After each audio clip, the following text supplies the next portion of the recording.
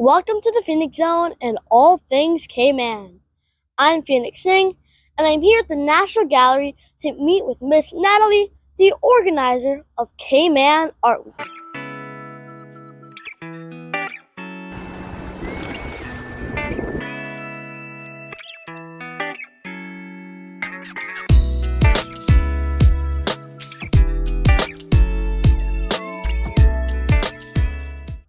I'm here with Miss Natalie to talk about Cayman Art. Miss Natalie, thank you for joining the Phoenix Zone. Thank you, it's great to be back, and thank you for your continued celebration of Cayman Art. We really appreciate it. So, could you please share a little bit about the history and the inspiration for Cayman Art Week? Absolutely. So a lot of cities and countries around the world have an art week, and they're really designed to be this kind of 1 week celebration and put a spotlight on creatives generally, but the visual arts and all sorts of creative happenings in a city or a country in 1 week of the year. And it really helps condense that spotlight and allow maximum impact for people to connect with art, maybe to buy art, and it really is designed in a very strategic way to help build an art market so that we can be sure that our artists are actually selling work and have access to collectors. And the history really was during the pandemic. I was at home, and while we had a really busy active National Gallery program, funny enough, my husband told me I needed a hobby, and so I set about designing Cayman Art Week. It's a personal project of mine that's now built into this amazing team. And he said, "This is not a hobby. This is another whole career." And so it's really taken off even from week one. In 2021, when obviously our borders were closed, and we really wanted to try and get visibility and access to artists who hadn't been able to sell work for the entirety of the lockdown, because a lot of our traditional market is from visitors to the island. So we really wanted to create a community event that showcased artists across all 3 islands, because we have venues participating in Cayman Brac and Little Cayman as well, and make sure that people kind of were aware of just how much creativity Cayman has to offer.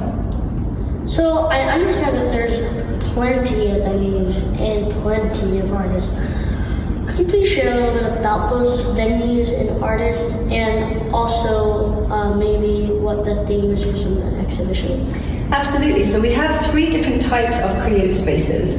So we work with the galleries that are permanent galleries that we know all year round, like Kennedy Gallery, the gallery at the Ritz-Carlton with Chris Christian and his big group of artists. Pure Art, which of course is the oldest or the longest running gallery in the Cayman Islands, which was founded in the mid-80s, still going strong under a new team managed by Maria. So we work with a lot of the regular galleries that we see, but they might have new exhibitions on for Cayman Art Week. They'll be doing special events for Cayman Art Week, so it's still worth going back and supporting your regular local gallery, seeing what's different. We also work directly with artists, so what's I think really special about Art Week is that they open their studio spaces to the public. So we can go in and meet with artists in their working studios, we can ask them questions about why they paint this type of work or why they sculpt this type of sculpture. So we can learn a lot about the different types of artwork that we're seeing in Cayman. And then the third model is what we call a pop-up exhibition. So these are exhibitions that exist only for Cayman Art Week. We try and help curators or maybe the artists themselves find empty real estate, or collaborate potentially with a restaurant, collaborate with different types of general businesses to pop up an exhibition. So we have organizations like this, that really cool shop in Shady Road called Goodness, which is a craft shop, runs all year, and same as 3 Girls in the Film. They are both doing a special exhibitions for Cayman Art Week. And then we have people working in completely empty real estate that just come in, pop up an amazing exhibition, and then close it down at the end of the week. So lots of different styles of how people are displaying artwork, and every exhibition is different. Different artists in each exhibition, they might have different themes, like there's a cool pop-up called the Hub Gallery. They're doing specifically photography this year, so they're working with about 15 local photographers.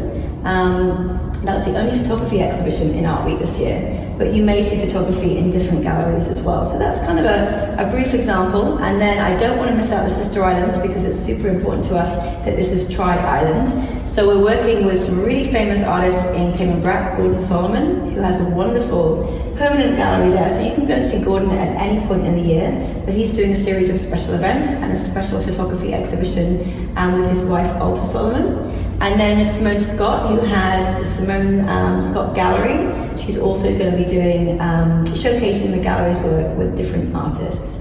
And then Little Cayman, we're working with the Seahorse Boutique and also the Little Cayman Museum, who actually have a National Gallery photography exhibition up that is inspired by the National Archives. So all sorts of things to see, lots of different types of art. We have fashion, we have the famous designer Jawara Aline coming over from London to do some workshops with young creatives, and he's going to be part of the Mutiny pop-up gallery, which is at Hyde & Sons, just off Archive Lane, so that you can tell there's so many different types of creative things going on. For the National Gallery, you help a lot with Cayman Art Week. Yeah, so thank you. The National Gallery is actually a lead partner of Cayman Art Week. Cayman Art Week is its own independent entity, but from day one, obviously there's so much synergy at the National Gallery. We're here to support artists and develop art, and also preserve art by collecting it for the National Art Collection. And Cayman Art Week is about helping artists sell art, so it's a slightly different focus, but there's a lot of synergy and overlap. So we're going to be hosting a launch event at the National Gallery. Everybody's welcome to come down. We're going to have the 42 venue owners, the artists, so you can get to talk to them and really understand what you want to go and see. And I think one of the most important parts of Cayman Art Week is our website, because for the first time in the history of Cayman, we've been able to put all of those galleries and venues on one website. So we have the Google Maps where you can find the venue. We have a profile about the venue and the artists that they have. And you can see what different events are going on, how to get on our bus tours and navigate the space. And that exists all the way through the year as well. So if you're just looking for something to do and a gallery to go and see on a regular afternoon, you can hop on the website and find out more about it. So how do people get to go around the island and go see some of the artists? Great question, because as we said, there's so much to see, right? So we've got to kind of plan how we're going to do the week. So we have, you can either go and use our website to download maps and do self-guided tours, or a really cool feature of Cayman Art Week is our bus tours. So we break the week into 3 different major events. So 7 Mile Beach in West Bay is called Core West. Then we collaborate with the awesome team at Georgetown Revitalization, and we do what we call Core Central, or Art in the City, as it's known. And then on Saturday, the 25th of May, we go up to the Eastern Districts. So at all of those events, we have hop-on, hop-off bus tours, and you can literally jump on a bus for free, and it takes you to the next stop. You can get off if you want to get off there, or you can keep going. Thank you so much. My pleasure, and I hope to see you guys out at Cayman Art Week this year. Thanks for tuning into this episode of the Phoenix Zone and all things Cayman. If you have enjoyed this episode, please share, like, and subscribe.